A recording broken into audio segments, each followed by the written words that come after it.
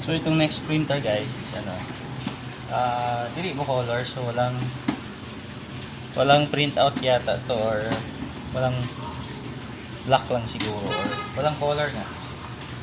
So try natin. 150 din eh. Same yung isa. Try natin mag-print kung anong problema.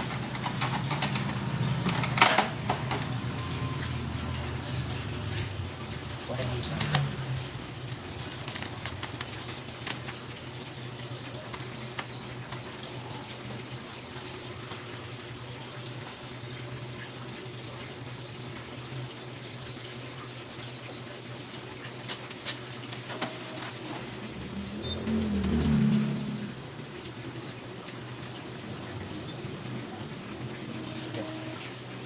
So lang pala guys, black lang.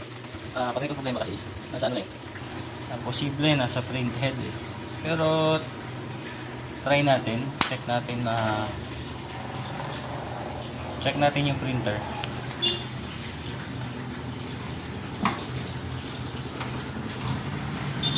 So, usually pag ganito ang problema, una-una talagang chine-check kung dito na side.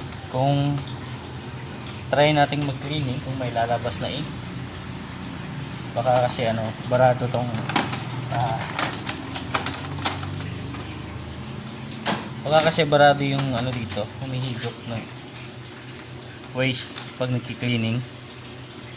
So ito yung waste tank niya.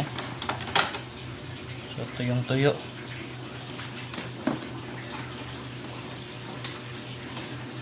So ganito ang ginagawa ko guys. Nag-check ako. Tissue. Tatanggalin niyo yung ano, waste tank para malaman natin kung gumagana yung ano niya, cleaning.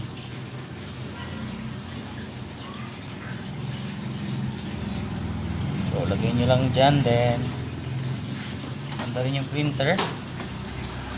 Then try natin mag-cleaning kung may ink na lalabas dito. So, ibig sabihin, okay yung ano niya.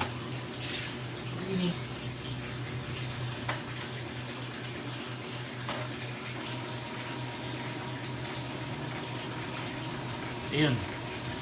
So, may tumulo guys. So, ibig sabihin, okay yung cleaning niya.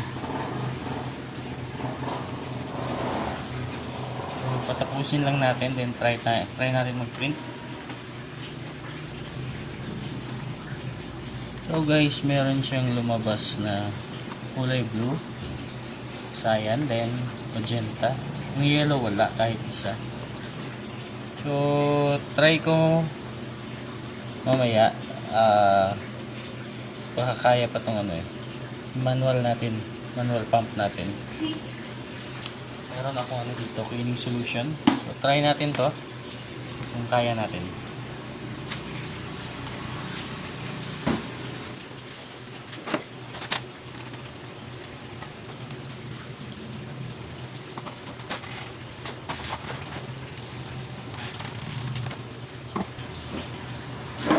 Ganito lang gagawin niya guys.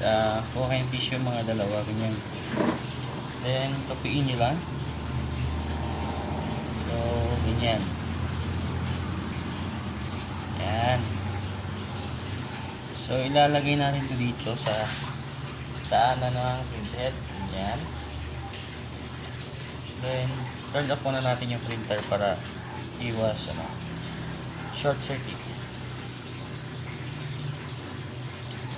Then, i-move natin yung printhead.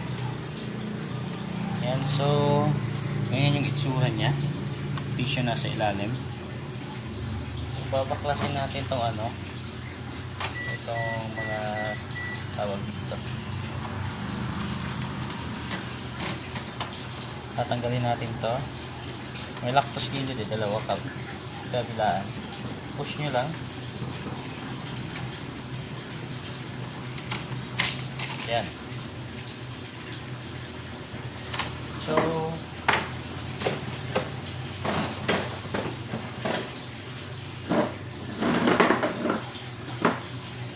cleaning solution. Maglalagay ako dito sa syringe. So meron siyang laman, dadagdagan ko lang.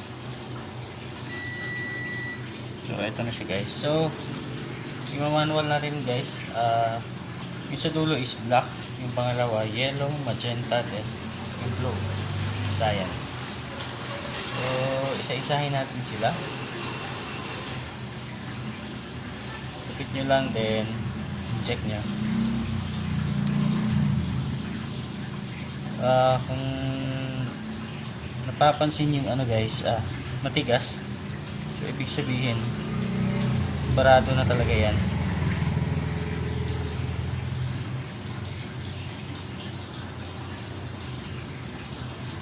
Dito barado, matigas yung sa yellow, then sundan ko pa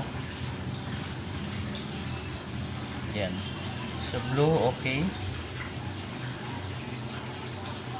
sa pula medyo matigas yung sa yellow.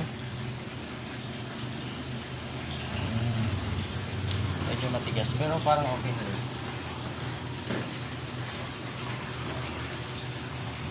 Then check nyo rin bawat isa guys, baka walang laman. Yan, parang wala nga, meron naman.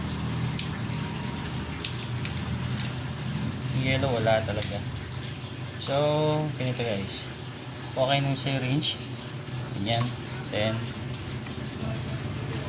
yung pinion. Oops, yan. So magiging mix na to guys.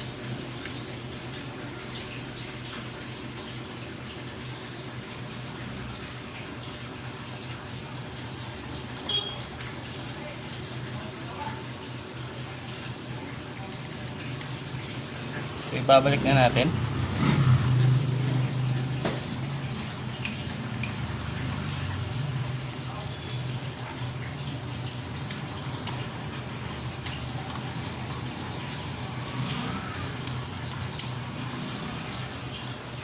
Then kunin natin yung so naputol ang video natin guys is kasi tumawag yung mama ko. So tapos na akong nag manual pump. So try natin mag cleaning ulit. Try natin yung ano, ink flush.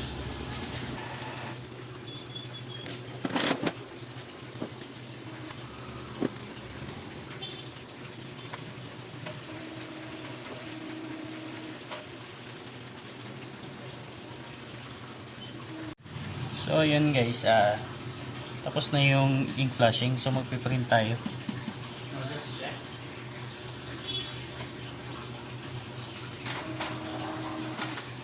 Tapos na tayong nag-manual na ano, cleaning dun sa gamit na cleaning solution. Try natin kung gumana. Ayun guys, nice. So gumana siya. Okay na yung printing niya guys, lumabas na yung mga color. Yan, kompleto na. So success. Ganun lang kasimple guys. Pag hindi na kaya ng manual, huwag na pilitin, baka madamay pa yung board. Yun lang. Then try natin print ulit para sure. Standard yan.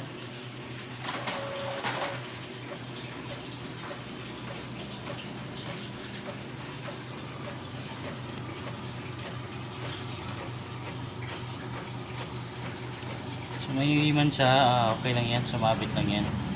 So standard niya guys is okay na. Okay na, may konting guhit pero okay na yan. So use na kasi ito matagal na rin base sa petsa dito is 2021 pa. So mahigit ano na, 3 years na. Magpo 4 na So meron siyang lines sa yellow part, pero pag naka-high ito guys, so okay ito. Try natin mag-print ng high o wag na. So okay na to guys. So i-high na lang na to kasi ano, medyo matanda na yung printer na to. So yun lang, okay na tong isa.